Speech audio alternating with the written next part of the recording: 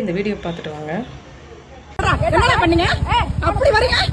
சொல்லுவியா சொல்லுவியா சொல்லுவியா? பொண்ண பேசுவியா? ஒரு பொண்ண பேசுவியா? கால விடு கால விடு கால விடு கால விடு பொம்பளை பேசுவியா? எப்படிடா பேசுவ நீ? நில்றா நில்றா நீங்க அசிங்கமா இருக்கல. எப்படி நீ பேச? ஒரு பொம்பளை பிள்ளை எப்படி பேச? உனக்கு அம்மா இல்லையா? அம்மா இல்லையா?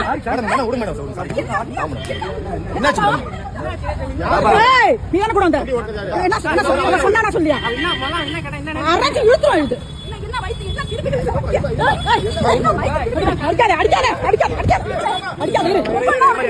மண்டை வலிக்குதுங்க, ரெண்டா பொழக்குது, அப்படியே ரத்தம் கொதிக்குது, படப்பட இருக்கு.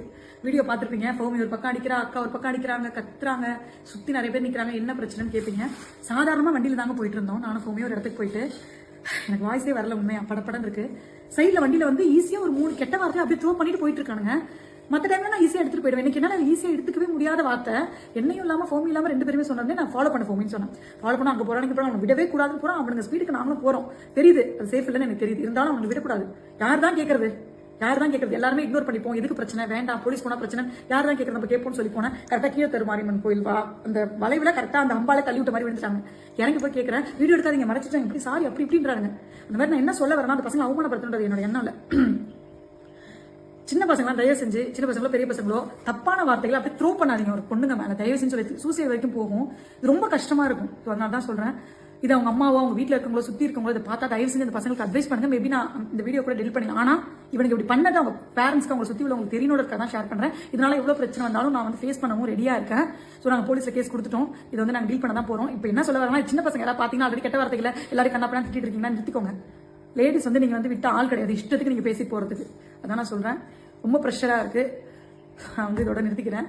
தயவு செஞ்சு யாரும் நெகட்டிவாக அப்படியே.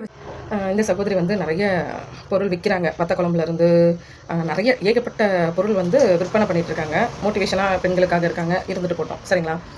நான் வந்து இதை போராமல் பண்ணி அந்த மாதிரிலாம் இதில் இல்லை, சரிங்களா? முழுசாக வீடியோ கேட்குறவங்க தயவு செஞ்சு கேட்டுட்டு பேசுங்க. இல்லை பிடிக்கலன்னா தள்ளி விட்டுட்டு போயிட்டே இருக்கலாம், சரிங்களா? ஆம்பளை பசங்களுக்காக பேசலை, பொம்பளை பசங்களுக்காகவும் பேசலை. இங்கே யார் தப்பு பண்ணல. அவன் வந்து நேருக்கு நேராக வந்து உங்கள் முகத்தை பார்த்து அவங்கள பேசினா ஓகே, சரிங்களா? அவன் உங்களை தான் பேசினான்னு சொல்லலாம். அவன் பைக்கில் போகும்போது அவன் வந்து அவங்க ஃப்ரெண்டுங்களோட பேசிட்டு போகிறான். அந்த பையனை இந்த ஹமாம் சோப்பு விளம்பரத்தில் வர மாதிரி நீங்கள் தேடி பிடிச்சி அவனை தள்ளி விட்ட வேகத்துக்கு அவன் தன்னால் விழுந்திருக்கான். பைக்கு வந்து விழுந்திருக்கு.